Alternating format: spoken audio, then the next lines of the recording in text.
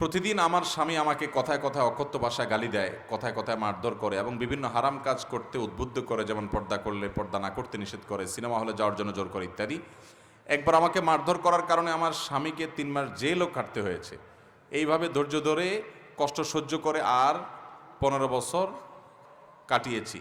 এখন আমার কোনো বিকল্প পথ বেছে নেওয়ার অধিকার আছে কিনা? অনেক বোনদের এই সমস্ত কষ্টের প্রশ্নগুলো পড়তে হয়। আমাদের স্ত্রীদের প্রতি অনেকে জুলুম করি, অবিচার করি, নির্যাতন করি। একজন মুসলমান স্ত্রীর প্রতি অবিচার করে তিনি কখনো ভালো মুসলমান হতে পারেন? একজন মুসলমান নারী স্বামীর আনুগত্য না করে, স্বামীর সাথে বেয়াদবি করে তিনিও ভালো মুসলমান হতে পারেন? ভাইরা আমার, আমাদের নবী করিম সাল্লাল্লাহু আলাইহি সাল্লাম তার স্ত্রীগণের গায়ে কখনো ফুলের টোকা দেন নাই, কখনো কটু কথা বলার প্রশ্নই ওঠে না। বরং কোরআনে কারিমে আল্লাহ তাআলা নির্দেশ করেছেন, ওয়াশিরুহুন্না বিল মারুফ, তোমরা তোমাদের স্ত্রীদের সাথে সুন্দর এবং উত্তমভাবে ভালোভাবে সংসার করবা, জীবন কাটাবা। নবী আলাইহিস সালাম বলেছেন, খায়রুকুম খায়রুকুম লি আহলিহি ওয়া আনা খায়রুকুম লি আহলি, তোমাদের মধ্যে সবচাইতে ভালো মানুষ তারা যারা নিজের স্ত্রীর কাছে ভালো। স্ত্রী বলে আমার স্বামী ভালো। যেই স্বামী সম্পর্কে তার স্ত্রী চিঠি লিখে পাঠায় যে আমার স্বামীর কারণে চোখের পানি আমার জায়নামাজ ভিজে প্রতিদিন, এমন একটা দিন নেই যেদিন কাদা ছাড়া আমি থাকতে হয় না, এই স্বামী আল্লাহর জমিনের সবচেয়ে নিকৃষ্ট মানুষ ছাড়া কখনো কিছু হতে পারে না, যদি তার কথা সত্য হয়। ভাইরা আমার, নবী করিম সাল্লাল্লাহু আলাইহি সাল্লামের হাদিসটা শুনেন, তিনি বলেছেন, তোমাদের মধ্যে সবচেয়ে ভালো মানুষ সে যে তার পরিবারের কাছে অর্থাৎ স্ত্রীর কাছে ভালো, যার স্ত্রী বলে মন থেকে যে আমার স্বামী তার মতো মানুষ হয় না, তিনি আসলেই ভালো মানুষ, তার উপরে সন্তুষ্ট সে, বিশেষ করে তার আচরণে সন্তুষ্ট, তার আখলাকে সন্তুষ্ট। এই ভদ্রলোক আল্লাহর কাছেও ভালো। নবীজি সাল্লাল্লাহু আলাইহি সাল্লাম বলেছেন, ওয়া আনা খায়রুকুম লি আহলি, আমার পরিবারের মধ্যে আমার স্ত্রীদের কাছে আমি সবচাইতে ভালো, অর্থাৎ তোমরা স্ত্রীদের কাছে যতটা ভালো তার চাইতে আমি বেশি ভালো আমার স্ত্রীর কাছে, অর্থাৎ আমার পরিবাররা আমাকে এত ভালো জানেন। এজন্য ভাইরা, আল্লাহর কাছে প্রিয় হওয়ার জন্য স্ত্রীদের সাথে দুর্ব্যবহার করা যাবে। অনেক মানুষ আছে 5 ওয়াক্ত নামাজ পড়ে।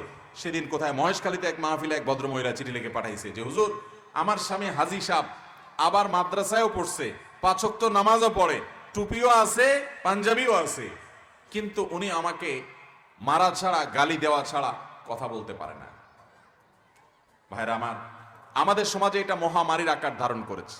অনেক স্বামী আছে নামাজ কালাম পড়ে, কিন্তু বউয়ের সাথে মুখ খারাপ করে কথা বলে। বাহিরে উনি বিরাট পীর সাহেব, ওনাকে দেখলে বুঝার কোনো উপায় নাই যে উনি একটা এত নিকৃষ্ট মানুষ, এত নোংরা কথা বলতে পারে, দেখে বুঝার উপায় নাই। এই জন্য দুনিয়াতে আমরা জানি চারিত্রিক সনদপত্র মেম্বার সাহেব দেয়, চেয়ারম্যান সাহেব দেয়, এমপি সাহেব দেয়, কমিশনার সাহেব দেয়, কাউন্সিলর সাহেব দেয়, জনপ্রতিনিধিরা দেয়। তারা এক বিবেচনা দেয়, ঠিক আছে, এই লোকটার বিরুদ্ধে মামলা মোকদ্দমা নাই, হানতান ইত্যাদি। আমাদের নবী সাল্লাল্লাহু আলাইহি সাল্লাম বলেছেন, মানুষের চারিত্রিক সনদপত্র দেওয়ার সবচেয়ে বেশি রাইট হলো তার স্ত্রীর। কারণ দুনিয়ার সবার কাছে ভালো সাজা যায়, বউয়ের কাছে আসল রূপটা কখনো লুকানো যায় না। আপনার চরিত্রটা সবচেয়ে বেশি ভালো জানে কে? বাহিরে খুব ফেরেশতা ফেরেশতা সাজেন, হুজুর হুজুর সাজেন, একেবারে কাচুমুচু করেন, ভেতরে কি করেন এটা হলো আসল বিষয়। আল্লাহ তাআলা আমাদের পরিবারের কাছে আমাদের ভালো মানুষ হওয়ার তৌফিক দান করুন। যে সমস্ত বোনরা এই কষ্টে আছেন, আমি তাদেরকে বলবো, যদি আপনি সবর করে এই সংসার কাটাতে পারেন, এখানে জীবন যাপন করতে পারেন, তাহলে সেটার জন্য সবরের কারণে আল্লাহর কাছে আপনি বিনিময় পাবেন। ইন্নামা ইউওয়াফাস সাবিরুনা আজরাহুম বিগাইরি হিসাব, ধৈর্যশীলদের বিনিময়ে আল্লাহ তাআলা হিসাব ছাড়া, বিনা হিসাবে দিবেন। এক ব্যক্তিকে আল্লাহ তাআলা হিসাব ছাড়া পুরস্কার দিবেন, সে হলো ধৈর্যশীল। অতএব সবর করতে পারলে ইনশাআল্লাহ আল্লাহর কাছে আজর পাবেন। ফেরাউনের মতো জালেম অত্যাচারী নিজের স্ত্রী আসিয়াকে অত্যাচার করতে করতে করতে হত্যা করে ছেড়েছে।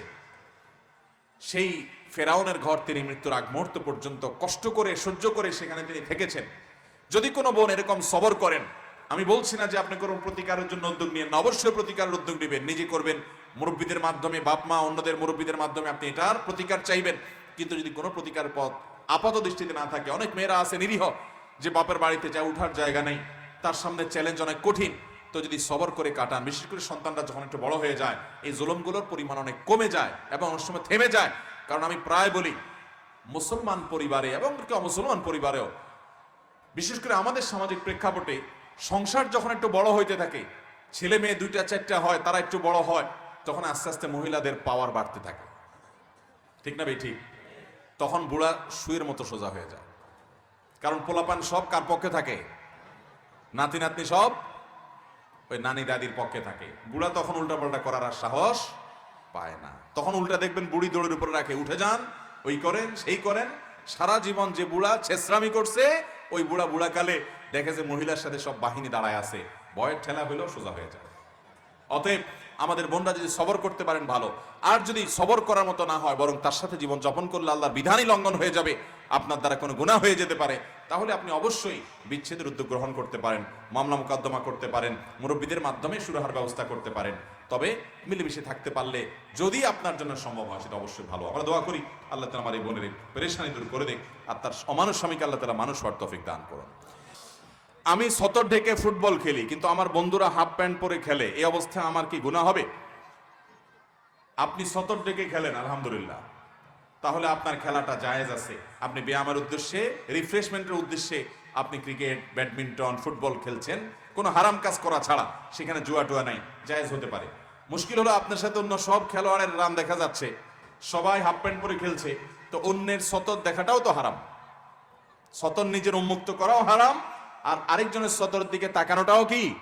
এখন আপনি যদি ওদিকে তাকানো ছাড়া খেলতে পারেন তাহলে জায়েজ হবে, কিন্তু এটা কিভাবে সম্ভব? 20-30 জন মানুষ একই মাঠে দৌড়াদৌড়ি করবে, বল পাস করবেন, নিবেন, তার সহযোগিতা খেলবেন, তাহলে সেক্ষেত্রে তার রানের দিকে তো আপনি তাকাবেনই। যারা এই প্রচলিত ফুটবল খেলা দেখেন, তারা শুধু এই একটি বিষয়ে চিন্তা করেন, আপনি এই লোকগুলোর সতর দেখা লাগা গিয়ে লাগে না।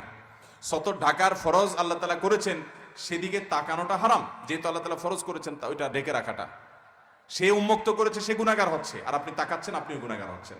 অতএব এটা জায়েজ হতে পারে।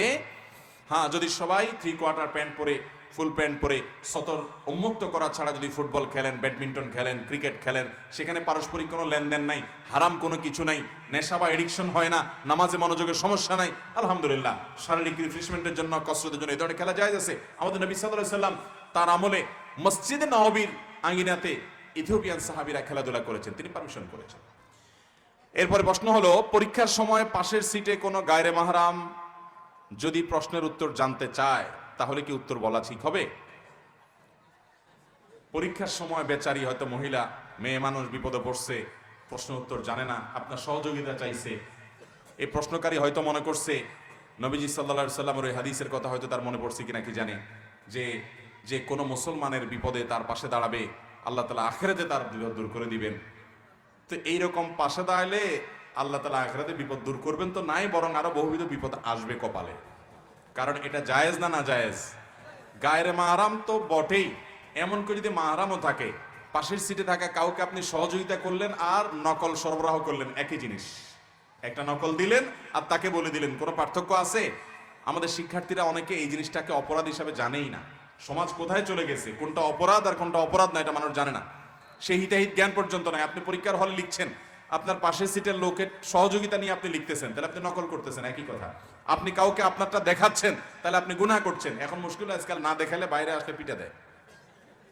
বিভিন্ন সময় পত্রিকা দেখা যায় যে পোলাপান্ত কিশোর বয়স থেকে আজকাল সন্ত্রাসী হয়ে যাচ্ছে, না দেখালে বাইরে আসলে মাইর দেওয়ার ভয় দেখায়। তো যাই হোক, সেরকম অবিচার করার কথা বললে ভিন্ন কথা, আদারওয়াইজ এটা জায়েজ হতে পারে না। এরপরে প্রশ্ন হলো, এবছর পাঠ্যপুস্তকে শরীফার গল্পের কারণে সমাজ ও পরিবারে অস্থিতিশীলতা তৈরি হতে পারে। আমাদের সন্তানদের কি লিখছেন আল্লাহ জানে, এ থেকে কিভাবে রক্ষা করব, বাঁচাবো? আপনারা জানেন, ষষ্ঠ এবং সপ্তম শ্রেণীর বইয়ে এই পরিমাণ ইসলামী বিদ্বেষের চাষ করা হয়েছে, এই বই দিয়ে সন্তানকে শিক্ষা নয় বরং বিষ দেয়া হচ্ছে। এই বিষের কারণে আমাদের সন্তানরা নাস্তিক, বেঈমান, সমকামী, বেয়াদব এবং দাড়ি, টুপি এবং পর্দার প্রতি বিদ্বেষী হয়ে তারা বড় হবে। এটা এই দেশের কোনো মুসলমান, এমনকি কোনো হিন্দু এটা আশা করেন। কিন্তু দুঃখজনক হলেও প্রস্তাবিত বইয়ে, 6-7 বইয়ে, বিশেষ করে ইতিহাস ও সমাজবিজ্ঞানের বইয়ে সেরকম বিষয় দিয়ে পরিপূর্ণ, বইয়ের এই মাথা থেকে সে মাথা পর্যন্ত। এর মধ্যে বিশেষ করে প্রশ্নকর্তা যেটা বলেছেন, আমি এটা পড়েছি পুরো গল্পটা, একবার না অন্তত 10 বার পড়ছি, 10 বার, কমের পক্ষে আরো বেশি হবে। শরীফার গল্প নামে যে গল্প উল্লেখ করা হয়েছে এই বইয়ে, এটা হলো এই বছরের সবচেয়ে জঘন্য কর্মগুলোর মধ্যে থেকে একটা।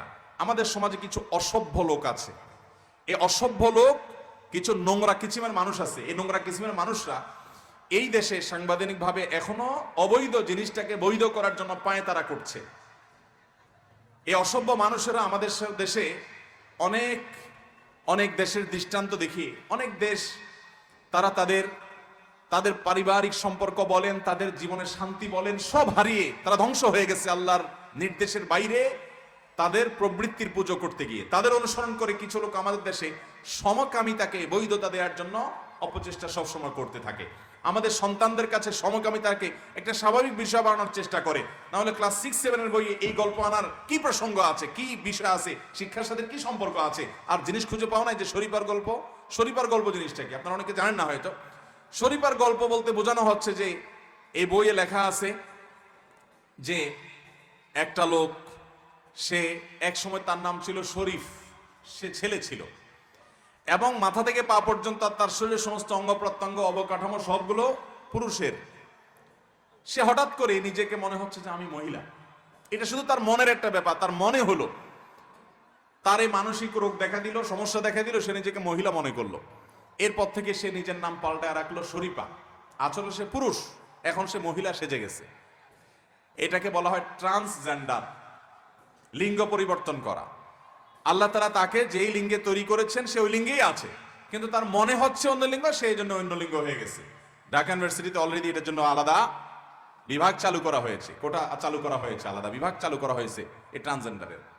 এবং আমাদের বই পুস্তকে বাচ্চাদেরকে শরীফার গল্প শেখানো হচ্ছে। দেখেন এই গল্পটার জঘন্য দিকটা কি, যে আমাদের একটা বাচ্চা যখন শিখবে যে একজন মানুষ শরীফ থেকে শরীফা হয়ে যেতে পারে, আর একজন মানুষ শরীফা থেকে শরীফ হয়ে যেতে পারে, কিচ্ছুই না, শুধু ওনার মনে হলো তাই উনি পুরুষ থেকে মেয়ে হয়ে গেলেন, মেয়ে থেকে পুরুষ হয়ে গেলেন।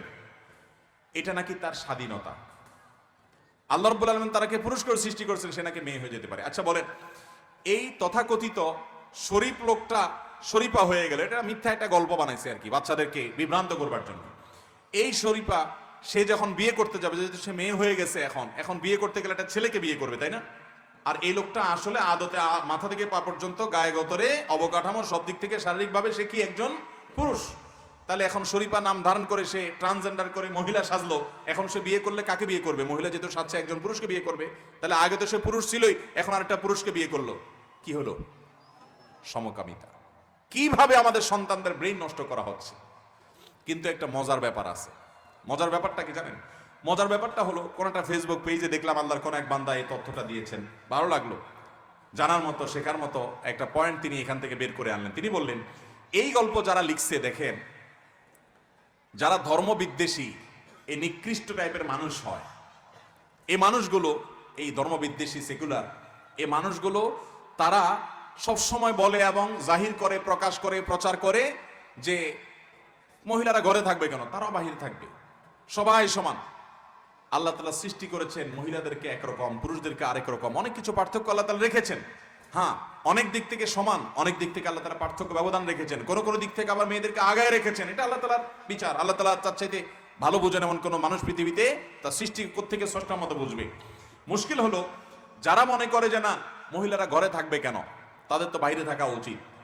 এই গল্পে, শরীফার গল্পে লেখা হচ্ছে যে যখন থেকে সে নিজেকে মেয়ে ভাবতে শুরু করলো, শরীফ নাম, শেরোটা যখন নিজেকে মেয়ে ভাবতে শুরু করলো, অর্থাৎ সে মেয়ে হয়ে গেল, তখন থেকে তারা বাহিরের শক্ত কাজ করতে ভালো লাগে না, মায়ের সাথে ঘরের কাজ করতে ভালো লাগে, তার ধোয়া পালা ইত্যাদি এগুলা করতে ভালো লাগে।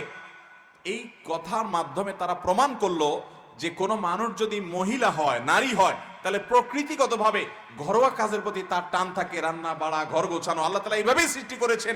তোমরা এটাকে উল্টে দিতে চেয়েছো, তোমরা নিজেরাই এই গল্পের মাধ্যমে স্বীকার করলা যখন মানুষ নারী হিসাবে তার প্রকৃতিগতভাবে, মূলগতভাবে সে নারী থাকে, তো নারী সুলভ মানসিকতা বাই ডিফল্ট সৃষ্টিগতভাবে, প্রকৃতিগতভাবেই সে বাসা বাড়িতে থাকতে, এখানকার কাজকাম করতেই পছন্দ করে। তোমরা বরং সেটাকে উল্টাতে দিতে চাচ্ছ।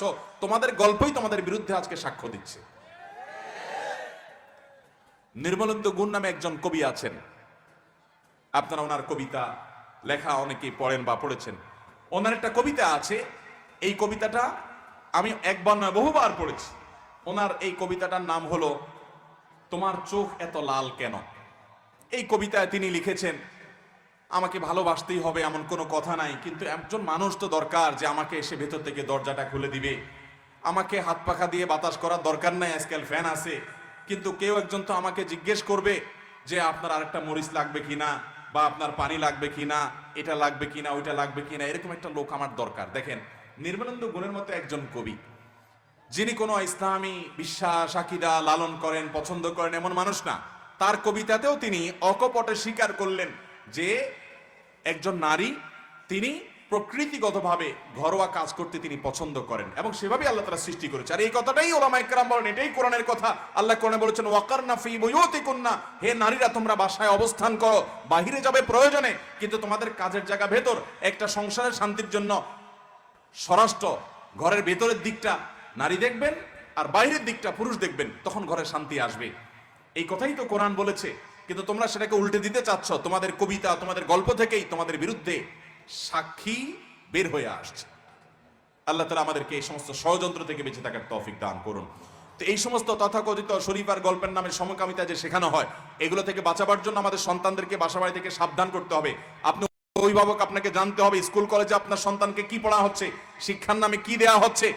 শিক্ষার নামে যদি কুশিক্ষা দেয়া হয়, আমার সন্তানকে নাস্তিক বানানোর পায়তারা করা হয়, তাহলে এরকম শিক্ষার চাইতে মূর্খ থাকা ভালো। তারপরেও আমাদের সন্তানরা স্কুলে গিয়ে যাতে বিপদগামী না হয়, আমি আশা করব যে সমস্ত ফালতু বিষয় আসে সরকার হস্তক্ষেপ নিয়ে খুব দ্রুততার সাথে এগুলো পরিবর্তন করে ফেলবে। এটা দেশের সমস্ত উলামায়ে কেরামেরই আশাবাদ। কারণ এই বিশ্বাস, এই সমস্ত ফালতু জিনিসের বিশ্বাস আকিদা এদেশে মুসলমান হিন্দু কেউ লালন করে না। এগুলোকে চাপায় দেওয়া, অপ্রাসঙ্গিক অবান্তরভাবে পোলাপানের মাথা নষ্ট করে পোলাপানকে সমকামিতার দিকে নেওয়ার অপচেষ্টার নামান্তর। এই জন্য অভিভাবকরা বাসা থেকে সাবধানতা অবলম্বন করবেন, বাচ্চাদেরকে শেখাবেন। একজন ব্যক্তি তেমন নামাজ আদায় করে না, যাবতীয় সময় গান বাজনা শ্রবণে ব্যস্ত থাকে। ওনাকে যখন আজানের সময় গান বন্ধ করতে বলা হয়, তখন তিনি বলেন আজানের সময় গান বাজাতে পারবো না, এটা কোথায় লেখা আছে? এই লোকরে বড় করে একটা বক্সিন দিবেন। বক্সিন দেওয়ার পরে বলবেন, যদি বলে আমাকে বক্সিন কেন দিলা, বলবেন যে তোমাকে বক্সিন দেওয়া যাবে না, এই কথা কোথায় লেখা আছে? তুমি কোরআন থেকে দেখাবা, হাদিস থেকে দেখাবা যে এই লোকরে বক্সিন দেওয়া যাবে না লেখা আছে। কোরআনে কোথাও লেখা নাই যে তোমারে বক্সিন দেওয়া যাবে না। অতএব বক্সিন কেন, আরেকটা দেব। কারণ ব্যাককল যারা, তাদের আককল দেওয়ার জন্য এ ধরনের কিছু দৃষ্টান্ত দেওয়ার দরকার হয়। কোরআনে আল্লাহ রাব্বুল আলামিন তোমাকে আলাদা করে বলে নাই যে আজানের সময় গান শুনবা না, কিন্তু লাহওয়াল হাদিস ওয়া মিনান নাসি মান ইয়াশতারি লাহওয়াল হাদিস, এই আয়াতের ব্যাখ্যায় সারা বিশ্বের কোরআনের সবচেয়ে বড় ব্যাখ্যাতা, নবী সাল্লাল্লাহু আলাইহি ওয়াসাল্লামের পক্ষ থেকে সার্টিফাইড ব্যাখ্যাতা রাইসুল মুফাসসিরিন আব্দুল্লাহ ইবনে আব্বাস রাদিয়াল্লাহু আনহু সহ বিশ্ববিখ্যাত মুফাসসিরগণের তাফসীর হলো এখানে আল্লাহ রাব্বুল আলামিন বাদ্যযন্ত্র সহকারে গান সেটাকে হারাম করেছেন। এবং নবী রাসূলুল্লাহ সাল্লাল্লাহু আলাইহি ওয়াসাল্লামের বিভিন্ন হাদিসে রয়েছে, তিনি বলেছেন কিয়ামতের আগে 4টি হারাম কাজকে মানুষ হালাল করবে, হালাল মনে করবে। এর মধ্যে একটা হলো আল মাআজিফ, বাদ্যযন্ত্র। একটা সময় মানুষ মনে করবে এটা হালাল। আজকাল দেখবেন কিছু লোক বাইর হইছে, নিজেরা গান করে সেটাকে বাদ্যযন্ত্র সংযোগে সেটাকে হালাল করার জন্য বলে না ইসলামে গান বাজনা হালাল না, হারাম না। আছে না নাই? আবার কিছু পীরের মুরিদ আছে যারা বলে যে আসমানটা কাঁপছিল কেন, জমিনটা নাচছিল কেন, বড় পীর ঘামছিল কেন সেই দিন সেই দিন। এরপরে কি খাজা গান গেয়েছিল যেই দিন যেই দিন, হ্যাঁ আল্লাহ নবীজির গান। তারপরে কি পীর আউলিয়ার শান। যারা বলে গান হারাম, জ্ঞানহীন জ্ঞানহীন। শুনছেন এই গান? বাউলরা এই ফাউল গান গায়, বুঝতে পারছেন? আপনার আকাম করতে মনে চায়, আপনি আকাম করেন, আল্লাহর সাথে আপনার বোঝাপড়া হবে। আমাদের সেখানে বাধা দেওয়ার কিছু না, এটা আপনার ব্যক্তি স্বাধীনতা। আপনি গুনাহ করেন, আল্লাহর সাথে বুঝেন আপনি, কিন্তু খারাপ কাজ করবেন আবার কোরআন হাদিসকে বিকৃত করে আল্লাহর নামে রাসূল নামে মিথ্যা কথা বলবেন, এই অধিকার আপনাকে কেউ দেয়নি। অতএব এই বাদ্যযন্ত্র ব্যবহার, এই গান, এটা তো সর্বাবস্থা হারাম। আজানের সময় আলাদা করে হারাম, এটা তোমার জন্য লিখে দিতে হবে কেন? সর্বাবস্থা যেটা হারাম সেখানে আল্লাহর নামের বড়ত্ব বর্ণনা করা হচ্ছে, সেই টাইমে তুমি আল্লাহ নিষিদ্ধ কাজটা বলে আওয়াজে ডিস্টার্ব করছো, এটা তো রীতিমতো আল্লাহর বিরুদ্ধে বিদ্রোহ করার শামিল। আল্লাহ তাআলা আমাদেরকে হেদায়েত দান করুন। যেটা সবসময় হারাম সেটা আজানের সময় আরো বেশি হারাম।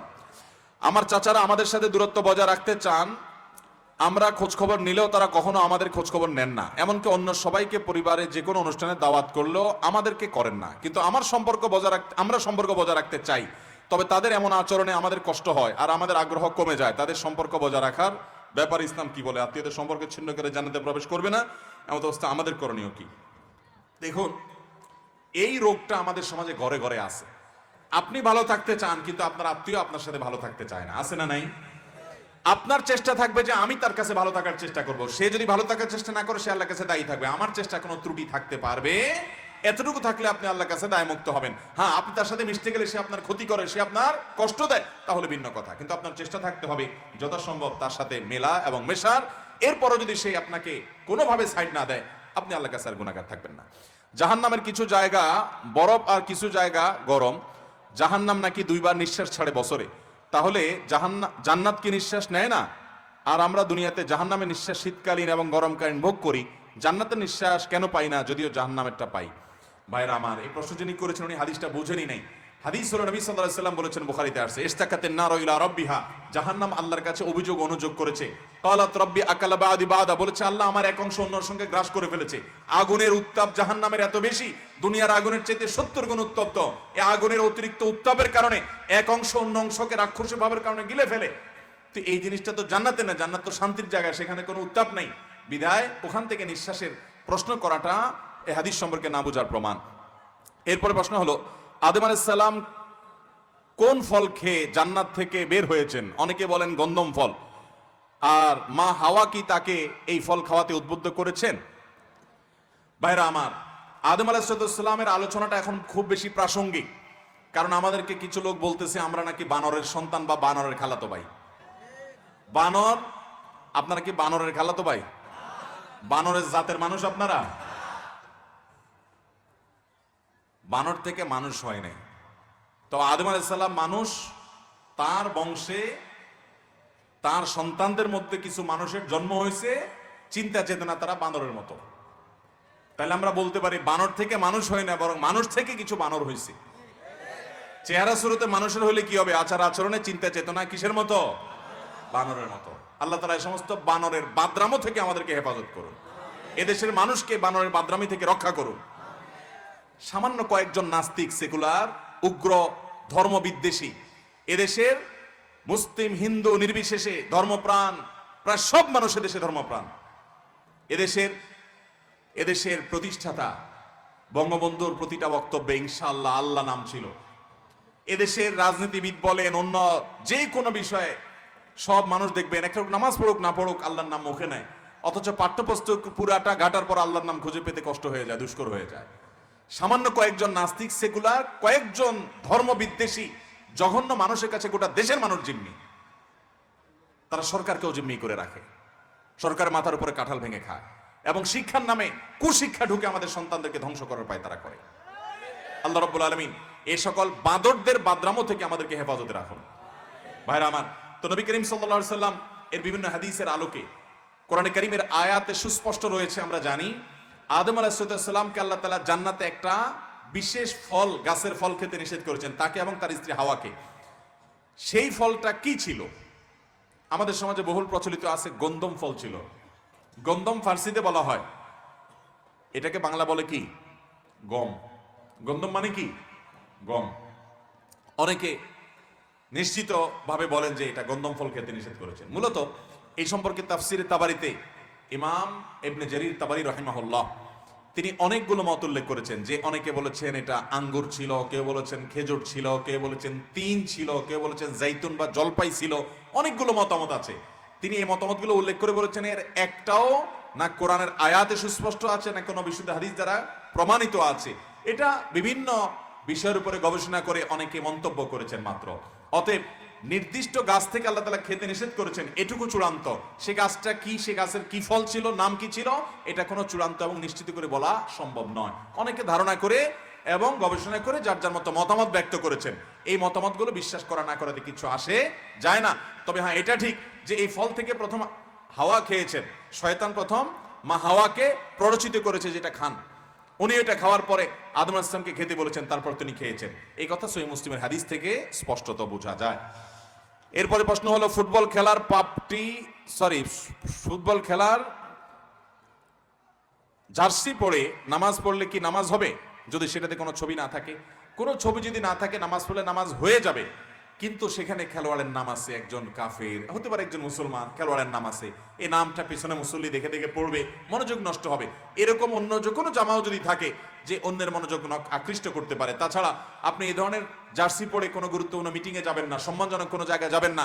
আল্লাহ বলেছেন ইয়া বানি আদম খুযু যিনাতাকুম ইনদা কুল্লি মাসজিদ, প্রত্যেক নামাজের সময় সুন্দর পোশাক, উত্তম পোশাক পরিধান করতে হবে আমাদেরকে। বিদায় একজন মুসলমান এই ধরনের বিষয় নামাজের ক্ষেত্রে এই ধরনের পোশাক পরে নামাজ পড়তে যাওয়া উচিত না, কিন্তু যদি যায় নামাজ হয়ে যাবে, তবে যেতে তাকে সুন্দর পরিপাটি হয়ে সম্ভ্রান্ত পোশাক পরে মসজিদে যাওয়ার চেষ্টা করা উচিত। মানুষ নাকি একসময় বানরের মতো ছিল, এ ব্যাপারে কোরআন কি বলে? ভাইরা আমার, কোরআন কি বলে যদি বলেন তাহলে বলবো, কোরআন তো বলে, আল্লাহ তাআলা সূরা ৩ মধ্যে বলেছেন লাকাদ খালাকনাল ইনসানা ফি আহসানি তাকবীম। এর অর্থ কি?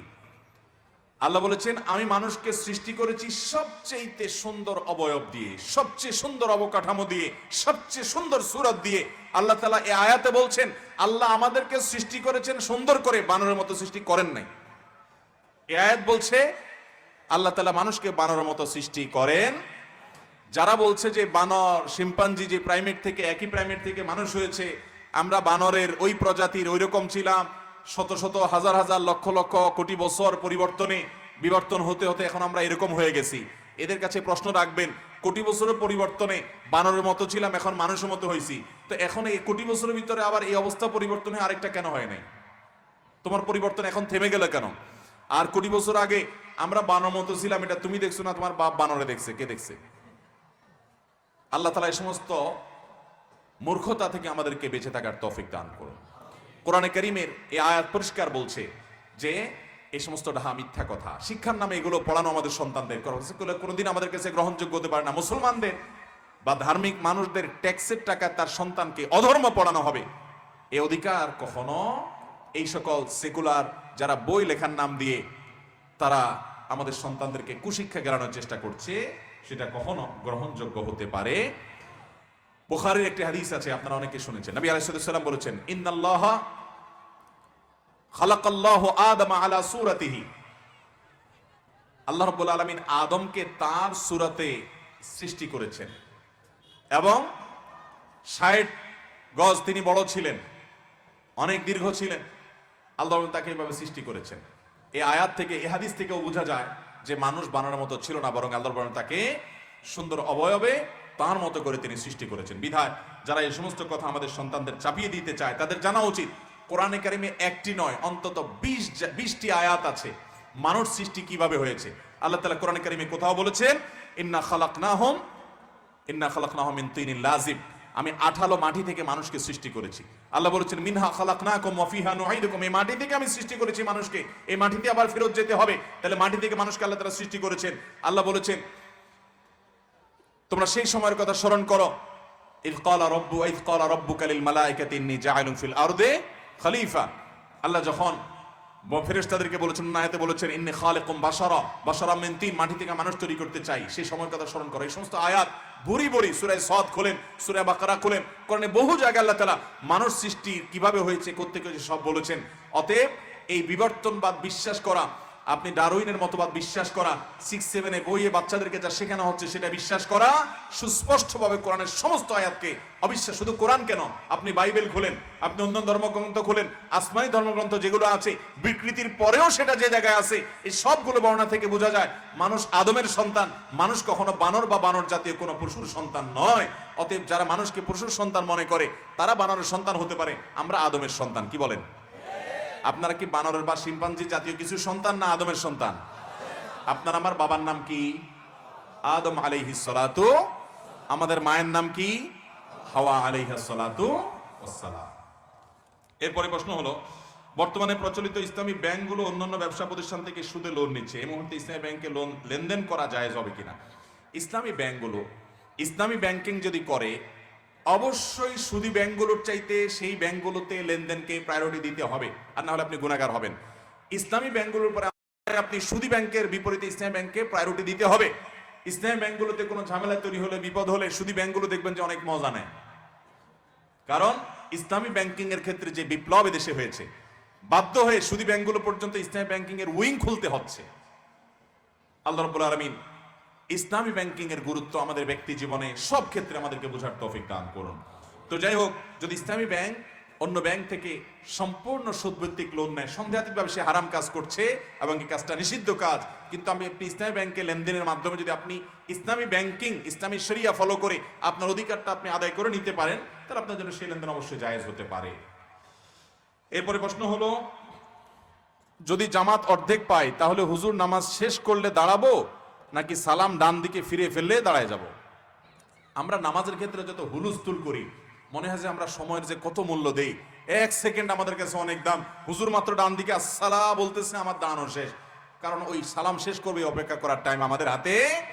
এটা ভুল।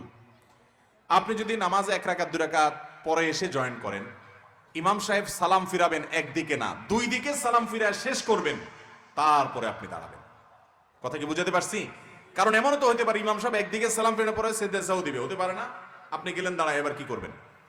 এই জন্য 2 দিকে সালাম ফেরানোর পর তারপর আপনি সালাম ফেরাবেন না, আপনি তারপর দাঁড়িয়ে যাবেন। এটাই হলো সুন্নাহ সম্মত। আর 4-5টা প্রশ্ন আছে ভাই, এরপর আমরা প্রশ্নোত্তরে চলে যাবো ইনশাআল্লাহ। এক ব্যক্তির সামনে মোবাইল রেখে নামাজ পড়ছে, আর এক চোর ভাই এসে তার মোবাইলটা নিয়ে যাচ্ছে, এমন অবস্থায় নামাজি ব্যক্তি কি করবে? জানালে উপকৃত হব। নামাজের মধ্যে দামি মোবাইল আপনারা এখানে নামাজ পড়তেছেন, প্রথম কথা হলো নিচের মোবাইল রেখে নামাজ পড়বেন কেন? পকেট হয়ে গেছে আপনার। তারপরেও যদি এরকম মূল্যবান কোনো জিনিস আপনি রেখে নামাজে দাঁড়ান আর এদিকে চোর এসে সুবিধাটা নেওয়ার চেষ্টা করে, তো আপনি নামাজের মধ্যে যদি ওইটা রক্ষা করার সুযোগ থাকে তাহলে সেটা করার সুযোগ আপনার আছে। কথা বুঝতে পারছি? বিশেষ করে যখন জীবন হুমকির মধ্যে পড়ে যায়, আমরা অনেকে মনে করি না তখন ওই ব্যবস্থায় থাকতে হবে।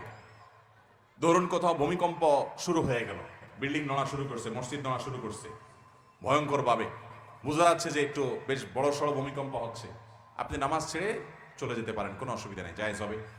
এবং পরবর্তীতে যখন পরিস্থিতি স্বাভাবিক হবে আপনি বাইরে গিয়ে বা যেখানে পারেন আপনি নামাজটা পড়ে ফেলবেন। নামাজ পড়তে হবে, কিন্তু জীবন রক্ষা করার জন্য আপনি ওই টাইমে নামাজ ছাড়াটা জায়েজ আছে। হ্যাঁ, যদি আপনি আল্লাহর উপর তাওয়াক্কুল করে দাঁড়িয়ে থাকেন এবং আল্লাহর উপর তাওয়াক্কুল করে নামাজ না ছাড়েন যে যা হয় হোক আমি নামাজ দাঁড়িয়ে থাকবো, তাহলে সেটাও শুধু জায়েজ আছে না, তার কারণে আল্লাহর কাছে আপনি আজর এবং সওয়াব পাইতে পারেন। যেহেতু আপনি জায়েজের উপর আমল না করে, আপনি ছাড় গ্রহণ না করে, বরং আপনি আল্লাহর উপর আস্থা এবং ইয়াকিন তাওয়াক্কুল বেশি রেখেছেন, সেজন্য আল্লাহর কাছে আরো আজরও আপনি পেতে পারেন। আমার ছেলে আমার থেকে পৃথক প্রায় 15 বছর যাবত। গত 2 বছর আগে আমার পুত্রের মৃত্যু হয়।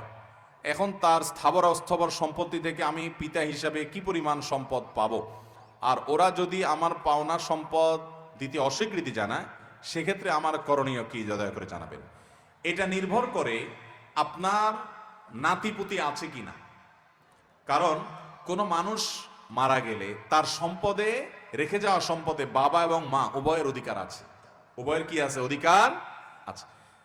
সন্তান সন্ততি, ছেলের ঘরে যদি সন্তান সন্ততি থাকে তাহলে অধিকার একরকম, আর যদি না থাকে তাহলে অধিকার আরেক রকম। এই জন্য জানতে হবে যে আপনার নাতিপুতি বেঁচে আছে কিনা।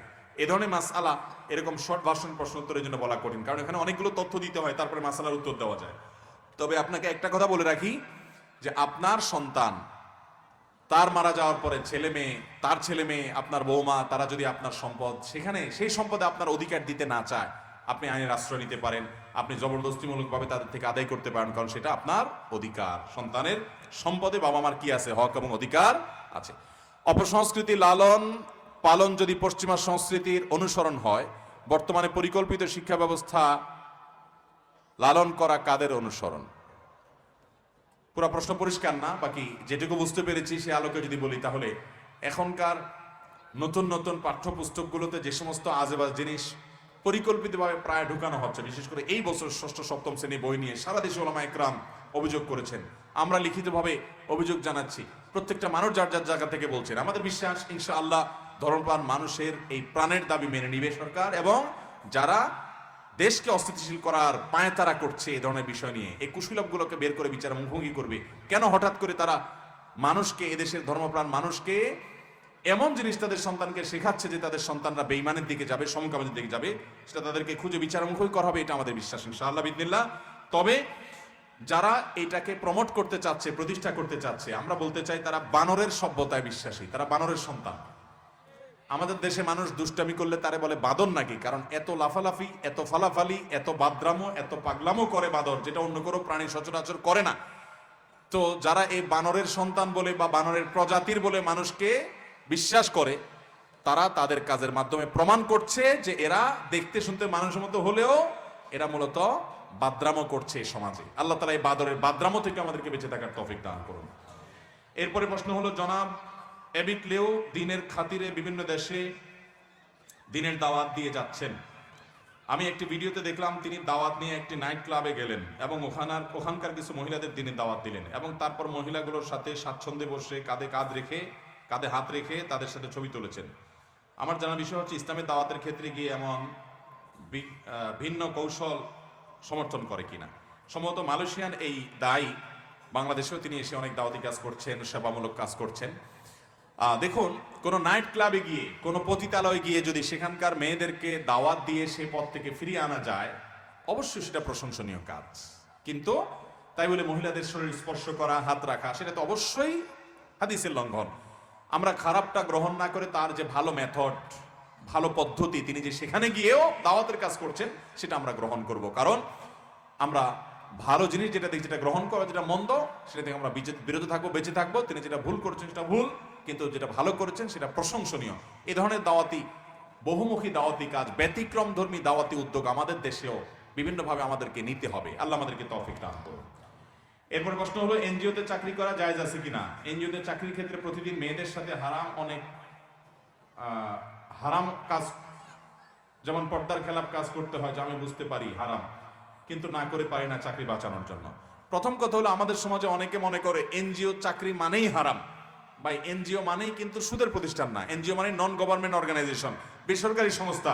সেটা সুদের কারবার ছাড়াও বেসরকারি সংস্থা থাকতে পারে কি পারে না, অনেক ইসলামিক এনজিও আছে। অতএব এনজিও মানেই খারাপ শতভাগ তা না, তবে হ্যাঁ, বেশিরভাগ এনজিও মানেই হলো তারা দারিদ্র্য বিমোচনের নামে সুদি লোন দিয়ে মানুষকে আরো ফকির বানায়, মানুষের উপর সুদের বোঝা চাপায়, হারাম কাজ মুসলমানদেরকে দিয়ে করায়। বিধায় আপনি যদি এনজিওতে এমন কোনো কাজ করেন যে আপনি সুদ স্যাংশন করছেন, সুদের ফিল্ড ভিজিটর হচ্ছেন, সুদের সাক্ষী হচ্ছেন, লেখক হচ্ছেন, হিসাব রক্ষক হচ্ছেন, তাহলে আপনার চাকরি হারাম। কারণ হাদিসে নবী সাল্লাল্লাহু আলাইহি ওয়াসাল্লাম বলেছেন, লাআনাল্লাহু আকিলার রিবা ওয়া মুকিলাহু ওয়া কাতিবাহু ওয়া শাহিদাইহি। সুদের যে সুদ খায়, যে সুদ দেয়, যে সুদ লেখে, যে সুদের সাক্ষী হয়, সবার প্রতি আল্লাহ তাআলার লানত বর্ষিত হয়। এই জন্য ওই কাজ করা জায়েজ নাই। আপনি যদি কোনো এনজিওতে এমন কোনো পদে চাকরি করেন যেই পদে আপনি কোনো হারাম কাজ করতে হয় না, হালাল কাজ করেন, আর এই যে বলেছেন মেয়েদের সাথে আপনার সেখানে হারামে লিপ্ত হওয়ার মতো কোনো পরিবেশ না থাকে, তাহলে আপনি সেখানে কাজ করতে পারেন। আর যেখানে আপনার ঈমান আমল বাঁচাতে পারেন না, আপনি নিশ্চিত গুনাহের মধ্যে পড়ে যান, ওই চাকরি প্রয়োজনে করবেন না। না খেয়ে থাকবেন, রিক্সা চালাবেন, কিন্তু সে হারাম থেকে বেঁচে থাকবেন। দুনিয়াতে পুরো জীবন অনন্ত অসীমকাল আমরা কাটাতে পারবো না, আমাদেরকে একটা নির্দিষ্ট সময় চলে যেতে হবে। বিদায় হারামের কাছে আমরা কখনো মাথা নত করব না। আল্লাহ তো আমাদেরকে বেঁচে থাকার তৌফিক দান করুন। সবাই আমল করবো তো ইনশাআল্লাহ। আমি প্রশ্ন করব, আপনারা যারা উত্তর দিতে পারবেন শুধু হাত তুলবেন, ডানে বামে সামনে সবাই হাত তুলবেন। যে আগে হাত তুলবে, কে আগে হাত তুলছে আমি তো বলতে পারবো না, কারণ চারিদিকটা আমি দেখি না। তারপরেও তুলনামূলক যাকে আমরা বলতে বলবো তিনি উত্তর বলবেন। সঠিক উত্তর যিনি দিবেন এখানে এসে পুরস্কার নিয়ে যাবেন। System clear? ঠিক আছে। প্রথম প্রশ্ন, আমাদের প্রশ্ন উত্তরের আগে আলোচনা প্রসঙ্গে সালাতুদ দোহা এবং চাষ্টের নামাজ, যেটাকে আমরা স্থানীয়ভাবে বলি, হাদিসের ভাষায় সালাতুদ দোহা বলা হয়। এই সালাতুদ দোহার ফজিলত এবং মর্যাদা বর্ণনা করতে গিয়ে আমরা অনেকগুলো হাদিস বলেছি। এর ভিতর যে কোনো দুইটা হাদিস বলতে পারবেন, আগে বলে রাখি, কোনো আলেমের পুরস্কার গ্রহণযোগ্য না, প্রশ্ন উত্তর গ্রহণযোগ্য না। কোনো আলেম উত্তর দিলে আমরা নেব না, এটা সাধারণ মানুষ বলতে হবে, কারণ আলেম তো জানবেই। যে কোনো দুইটা হাদিস বাংলায় বললেই হবে। যে বলতে পারবেন হাত তোলেন। আমরা 4-5টা হাদিস বলেছি। চাষ্টের নামাজের ফজিলত নবী সাল্লাল্লাহু আলাইহি সাল্লাম থেকে তিনি বলেছেন, এরকম দুইটা ফজিলত বলতে পারবেন। আপনারা আগে ওই ভাই হাত তুলেছে, ওই যে দাঁড়ান, লাল শার্ট আলা, বলেন দেখি।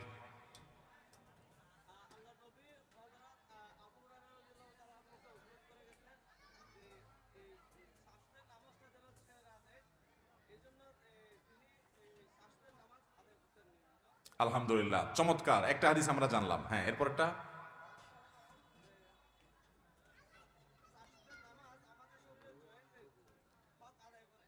মাশাআল্লাহ, চলে আসেন, চলে আসেন, সামনে চলে আসেন। আপনারা ওনার কথা শুনেন নাই সবাই, আমি বলে দিচ্ছি, মাইকে বলে দিচ্ছি আমি। কি নাম আপনার? চলে আসেন। বাড়ি কই? এডে নিলে না?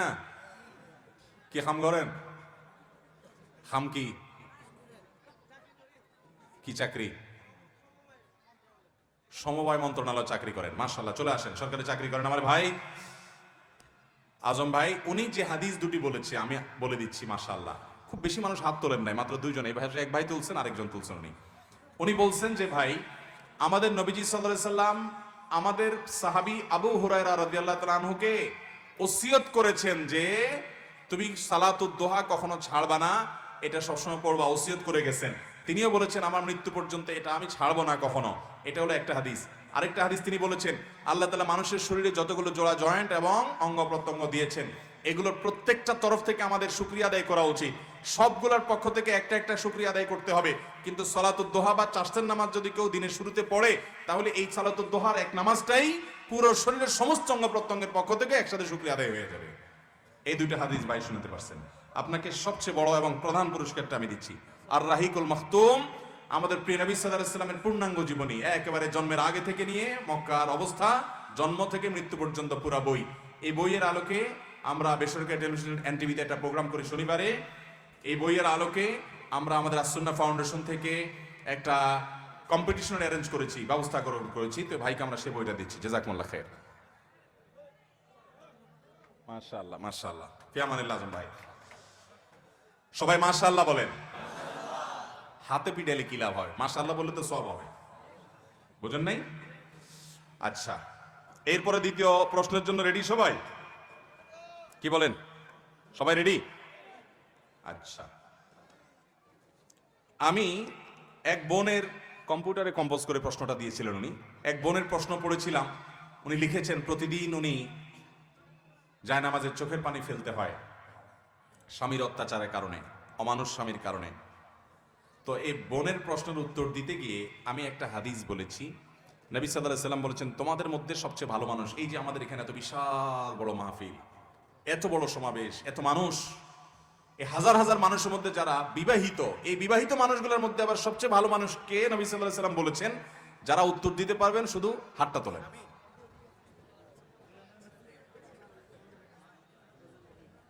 আপনি আগে তুলছেন না সামনে আগে তুলছেন? আমি তো দেখিনি। আচ্ছা, দাঁড়ান দাঁড়ান, স্টেজে ভাই, আপনি মাদ্রাসা পড়েন না? বসেন। হ্যাঁ, বুঝছি তো, মাদ্রাসা পড়ুয়াদেরকে আমি আগায় দিতে চাচ্ছি না, আপনাদের অন্য ক্যাটাগরিতে দেবো। বসেন, অপেক্ষা করেন। তাইলে সামনে অন্য হাত তুললে হইকা।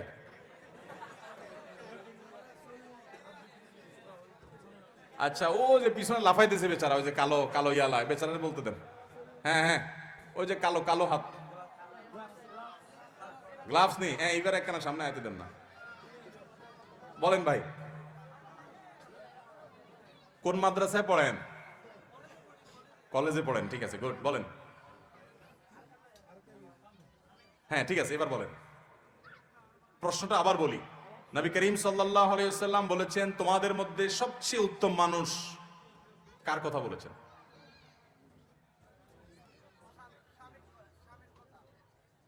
স্বামীর কথা, যে স্বামী নিয়মিত বউ পিটায়। হয় নাই? আপনি দাঁড়ান। হ্যাঁ, বলেন।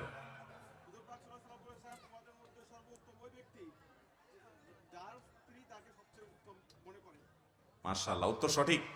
ভাই বলেছেন, নবী করিম সাল্লাল্লাহু আলাইহি ওয়াসাল্লাম বলেছেন তোমাদের মধ্যে সবচেয়ে উত্তম ব্যক্তি সে যার স্ত্রীর কাছে সে উত্তম, অর্থাৎ স্ত্রী তাকে দিল থেকে সাক্ষ্য দেয় তুমি উত্তম। এখন যারা বিয়েতে আছেন, আজিয়া বাইর যাই আরে বউরে জিগাইবেন আয় মানুষ কেমন। বউ যদি ফিক করে হাসি দেয় তাহলে বুঝবেন অবস্থা খারাপ। হাসি দেওয়ার মানে হলো ওরে বান্দর তুমি কেমন মানুষ আবার। হ্যাঁ, আর যদি সত্যি আপনি বুকে হাত দিয়ে বলতে পারেন না আলহামদুলিল্লাহ, আমি আমার স্ত্রীকে আমি গালিগালাজ করি না, যৌতুক চাই না, খোঁটা দেই না, খোঁচাখুচি করি না, জুলুম নির্যাতন করি না। হ্যাঁ, ভুল ত্রুটি হলে তো স্ত্রীকে অবশ্যই শাসন সংশোধন করতে হবে, সেটা করি। এরকম যদি হন তাহলে আপনি আসলে ভালো মানুষ। চলে আসেন, আপনাকে দ্বিতীয় সর্বোচ্চ পুরস্কার। এটাও নবী সাল্লাল্লাহু আলাইহি সাল্লামের ঐতিহাসিক সিরাত গ্রন্থ সিরাতে ইবনে হিশাম, সিরাতে ইবনে হিশামের বাংলা অনুবাদ। এটার উপর আমরা কম্পিটিশন করেছিলাম মাশাআল্লাহ নবী সাল্লাল্লাহু আলাইহি ওয়াসাল্লামের পুরো জীবনী। কি নাম আপনার? জালালউদ্দিন ভাই, কি করেন আপনি? মাশাআল্লাহ, মেডিকেল টেকনোলজিস্ট ভাই নবী সাল্লাল্লাহু আলাইহি ওয়াসাল্লামের হাদিসের সঠিক উত্তর দিয়েছেন। বিয়ে করেছেন? বউ আছে? আছে না চলে গেছে? অনুমতি নিয়ে ওয়াজে আসছেন, এত ভালো তো ভালো না। ভাই বলতেছেন ভাবির অনুমতি নিয়ে ওয়াজে আসছেন। ও আচ্ছা আচ্ছা, না ঠিক আছে। ও মাশাআল্লাহ মাশাআল্লাহ, চুরি ডাকাতি হয়, ভয় আছে বাইরে, এই জন্য ওয়াইফের পারমিশন নিয়ে আসছে। কত ইনোসেন্ট স্বামী যে ওয়াইফের পারমিশন নিয়ে আসছে, আলহামদুলিল্লাহ। বুকে হাত দিয়ে বলতে পারবেন যে আপনার বউ আপনাকে ভালো বলবে? এই ভিডিও যখন নেটে যাবে বউ কিন্তু দেখবে, সত্য কথা বলেন।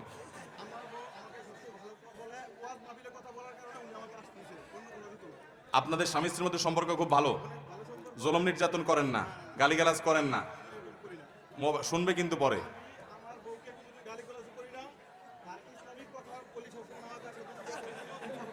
আলহামদুলিল্লাহ আলহামদুলিল্লাহ, মাশাআল্লাহ মাশাআল্লাহ, আল্লাহ আপনাকে কবুল করুক ভাই, বসেন, জাযাকুমুল্লাহ খাইর, মাশাআল্লাহ। আচ্ছা, এবার আর প্রশ্ন উত্তর না, এবার ওপেন, বসেন। এবার যে পুরস্কারগুলো আছে, এই পুরস্কারটা আমি একজন যুবককে দিতে চাই। বেলা ফুরাবার আগে আরিফ আজাদের লেখা একটা চমৎকার বই, অসাধারণ একটা বই। এই বইটা আমি দিতে চাই একজন যুবককে, আর বাকি যেগুলো আছে সব বয়সে মানুষকে দিব।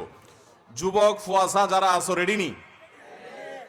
ও বাজি বইও না, তি একা রইও, বইও বইও, হাত না তুললো, আগের হাত তুলে রেখে দে।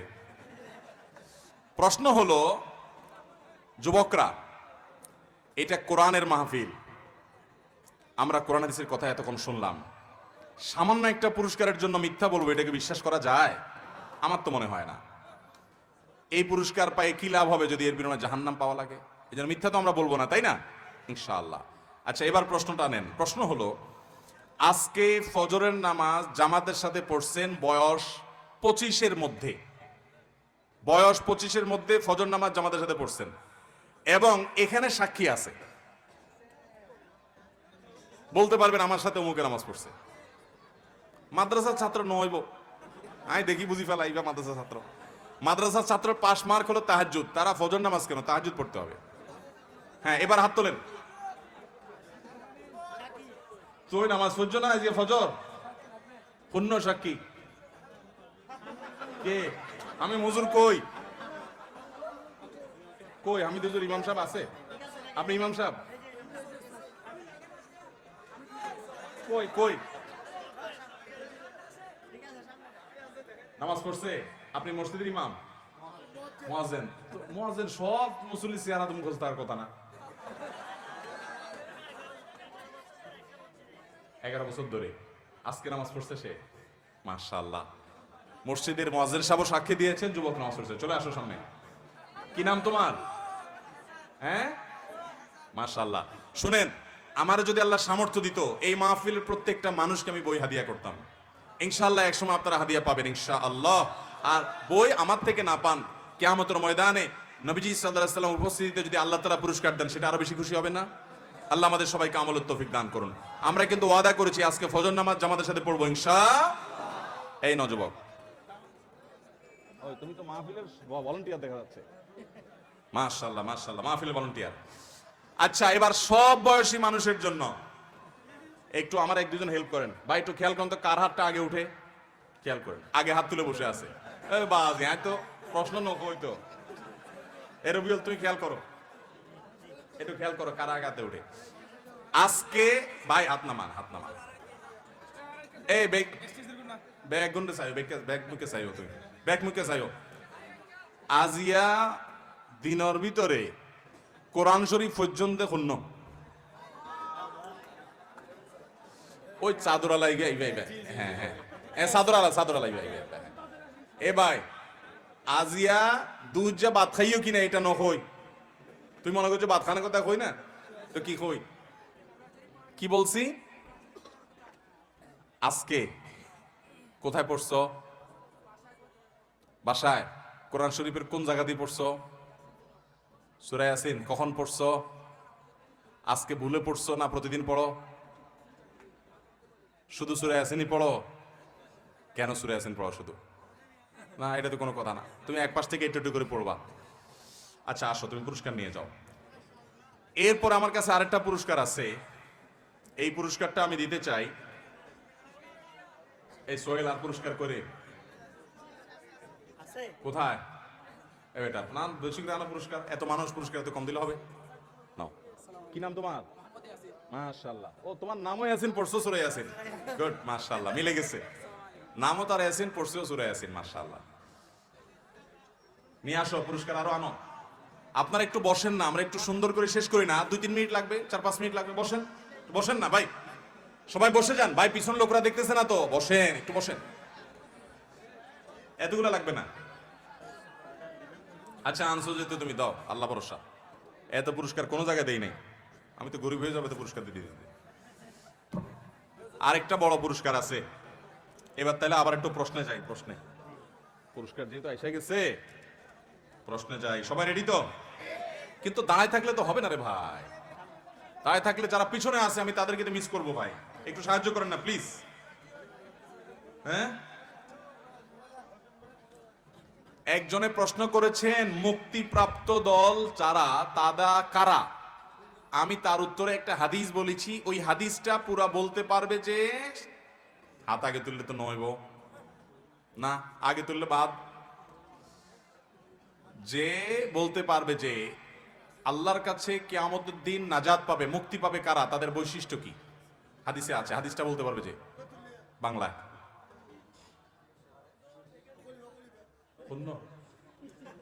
আচ্ছা বলেন আপনি।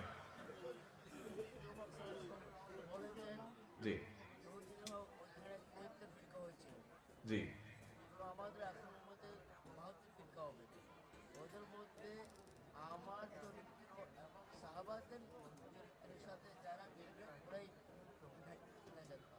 মাশাআল্লাহ, উত্তর সঠিক। চাচা উত্তর দিয়েছেন যে নবী সাল্লাল্লাহু আলাইহি সাল্লাম বলেছেন ইহুদিরা 73 শ্রেণীতে বিভক্ত হয়েছে, আমার উম্মত 72 শ্রেণীতে বিভক্ত হবে, এর ভিতরে সবাই জাহান্নামে যাবে, একটা শ্রেণী শুধু জান্নাতে যাবে। এখানে কোনো দল না, শ্রেণী। আমরা দল বলতে যাবো যে সেটা না, শ্রেণী। সেই শ্রেণী কোনটা জান্নাতে যাবে? যারা নবীজির সুন্নাত আদর্শকে অনুসরণ করবে এবং সাহাবীদের আদর্শ, সাহাবীদের যে টোটাল জামাত আছে তাদের অনুসরণ করবে, অর্থাৎ তাদেরকে ভালোবাসবে। এই আহলুস সুন্নাহ ওয়াল জামাআহ, সুন্নাত এবং জামাতে সাহাবার আহল যারা হবেন, অনুসারী যারা হবেন, তারাই মুক্তিপ্রাপ্ত হবে। আল্লাহ আমাদের সবাইকে পরিপূর্ণভাবে আমলে, আকীদা, বিশ্বাসে সব ক্ষেত্রে আহলুস সুন্নাহ জামাতের অনুসারী হওয়ার তৌফিক দান। আসেন চাচা, আপনার সবচেয়ে বড় পুরস্কার রাহিকুল মাখতুম বইটা দিলাম। আল্লাহ তাআলা আমলে তো, চাচা হাত মিলান। মাশাআল্লাহ মাশাআল্লাহ। কি করেন আপনি? দর্জি, মাশাআল্লাহ, আল্লাহ কবুল করুন। জুব্বা শিলান, মাশাআল্লাহ। ও শুধুমাত্র জুব্বা শিলা, হুজুরদের জুব্বা শিলা, দেখছো? মাশাআল্লাহ মাশাআল্লাহ মাশাআল্লাহ মাশাআল্লাহ মাশাআল্লাহ। আচ্ছা ভাই, যুবক ভাইরা আরো অনেকগুলো পুরস্কার আছে, সবাই রেডি তো নাকি? সবাই রেডি? ঠিক আছে। কি প্রশ্ন করছি, আর তো ব্যাগিন মনেও ন আছে। আল্লাহুম্মা সাল্লি আলা মুহাম্মাদ ওয়া আলা আলি ইব্রাহিম ইন্নাকা হামিদুম মাজিদ। ভাই, আমরা প্রশ্ন, আমি থেকে কি নাম, প্রশ্ন থেকে আমার আলোচনা থেকে আর 2টা করব, এরপরে হলো আবার ওই যে অ্যাচিভমেন্টের উপরে প্রশ্ন হবে।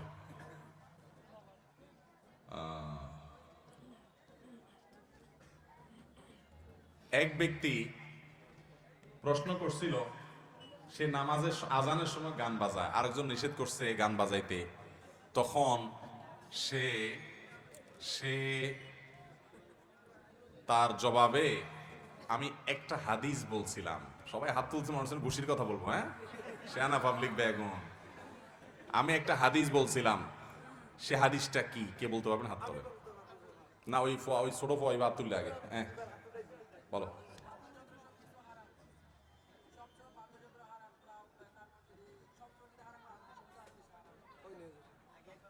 হাদিস হয় নাই, কিন্তু তোমার কথাটা সুন্দর আসছে। আচ্ছা বলেন, তুমিও আসো, একাইও, তোমার পুরস্কার একান দিও, কারণ ছোট ফোয়া মানুষ। একবার পাইয়ে নাইবে বাজি, ওই যে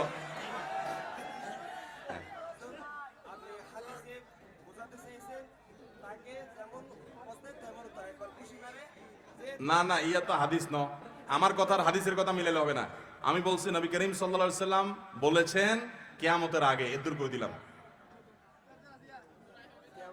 নোয়া ইবা ইবা ইবা, হ্যাঁ হ্যাঁ, ক্যামেরাম্যান না, অসুবিধা নাই, ক্যামেরাম্যান হইলো, বল।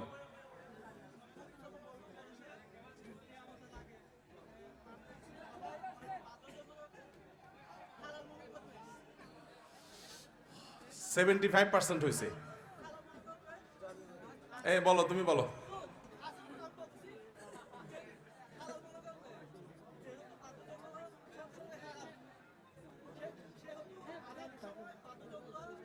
আরো বেশি আরাম হবে। এটা তো ওয়াজ হইলো ভাই, হাদিসটা আমি হাদিসটা ডাইরেক্ট। আচ্ছা দেখি না, এই লোক যদি না পারে, আর কেউ যদি না পারলে পুরস্কার তোমার। হ্যাঁ বলো।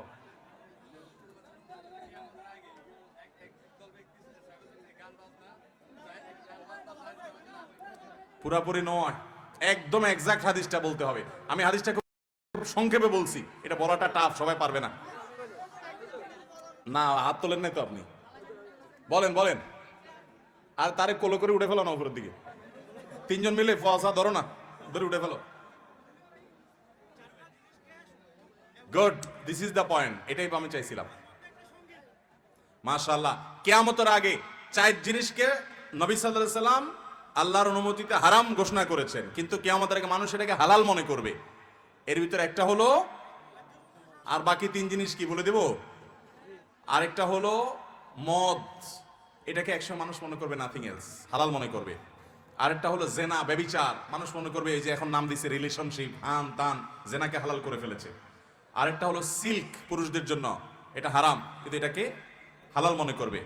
ইয়াস্তাহিল্লুনাল হিররা ওয়াল হারিরা ওয়াল খামরা ওয়াল মাআজিফ, আর বাদ্যযন্ত্র, সিল্ক, বাদ্যযন্ত্র, আর কি মদ আর ব্যভিচার, জেনা, এই 4টাকে হালাল মনে করবে কিয়ামতের আগে মানুষ। এর ভিতরে এখন বাদ্যযন্ত্র, গান বাদ্যযন্ত্র সব বাজানো, পোলাপান, মুসলমানের পোলাপানের কোনো দোষ কিছু মনে করেন না, তো সেটা হারাম। উত্তর সঠিক, চলে আসেন, পুরস্কার নিয়ে যান। আপনার জন্য নতুন বই ফেরা, ফেরা বই জীবন পরিবর্তন করার মতো একটা বই। এই বইটা অসাধারণ একটা বই। সিহিন্তা শরীফা নামে একজন ভদ্র মহিলা খ্রিস্টান থেকে মুসলমান হয়েছেন, তার লেখা এই বই। আমার বাচ্চাদেরকে আমি পড়তে দেই, অসাধারণ একটা বই। মাশাআল্লাহ, কি করেন আপনি? বেলা নেন, বেলা ফুরাবার আগে। মাশাআল্লাহ, আপনি কি করেন, পেশা কি? এনজিও টিচার, মানে শিক্ষকতা করেন। বালা সুদের কারবান্ন করেন, আলহামদুলিল্লাহ আলহামদুলিল্লাহ, জি জাযাকাল্লাহ খাইর। আচ্ছা, এবার হলো আজকের মাহফিল থেকে কে কি নিয়ত করেছেন, জীবনে শিখছেন বা পরিবর্তন করবেন, যে আজকে থেকে আমি ভালো কাজ শুরু করব, মাহফিল থেকে শিখছি, আর তুললে খাম নইব, আয় ফুন্নম, যারটা পছন্দ হইব তারা দিউন দে। আর এখন নিয়ত করলে হবে না, আলোচনা চলাকালীন সময় যারা নিয়ত করছে, হ্যাঁ এই ভয় বা বারবার দেন দেখি। তুমি না একবার পুরস্কার পাইয়ে দে, আপনার মতো। হ্যাঁ তুমি, এই যুবক, এই যুবক, হ্যাঁ সামনেরটা, বলো ভাই কি নিয়ত করছো, বলো।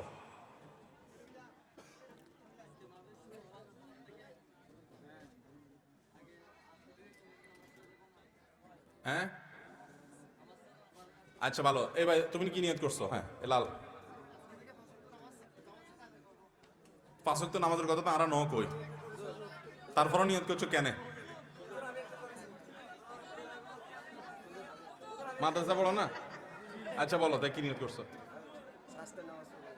মাশাআল্লাহ মাশাআল্লাহ, এই তালেবেলে মাদ্রাসা পড়ে, আজকে থেকে 4টার নামাজ পড়বে নিয়ত করছে। প্রতিদিন পড়বা? কোন মাদ্রাসা পড়ো? তোমার উস্তাদরা কেউ আছে এখানে? কই? চলে গেছে। এই মাহফিল আয়োজক ভাইরা, এই বেটা চার্জ পড়বে, পরবর্তীতে আমরা জানাবেন, তাহলে পুরস্কার আমি আরো পাঠাবো ইনশাআল্লাহ তার জন্য। মাশাআল্লাহ, পড়বেন নিয়মিত ইনশাআল্লাহ, আল্লাহ তৌফিক দান করো। আচ্ছা ভাই, আমার লেখা দোয়ার বই, সকাল সন্ধ্যার দোয়ার বই, 4টা দোয়ার বই আমি দিতে চাই। বেগুন নিতে চায় মানুষ, একটা বই ছিঁড়ি ছিঁড়ি 1 পৃষ্ঠা দিলে কেন কিরকম হয়? আমার তো সবার দিতে মনে চায়। আচ্ছা 1 মিনিট, আয়োজক, মাহফিল আয়োজক কইরে ভাই, আয়োজক কারা? সবচেয়ে বেশি পরিশ্রম করছে কোন ভলান্টিয়ার মাহফিলের জন্য? সবচেয়ে বেশি পরিশ্রম করছে মাহফিলের জন্য কে? কই বেশি পরিশ্রম করছেন? মাশাআল্লাহ। টাকনো নিচে প্যান্ট কেন? হারাম কাজ তো করা যাবে না। মাহফিল করলে শুধু হবে, আমলও করতে হবে ইনশাআল্লাহ। রায়হান ভাইকে এই পুরস্কার, উনি সবচেয়ে বেশি আমল করেছেন সেজন্য।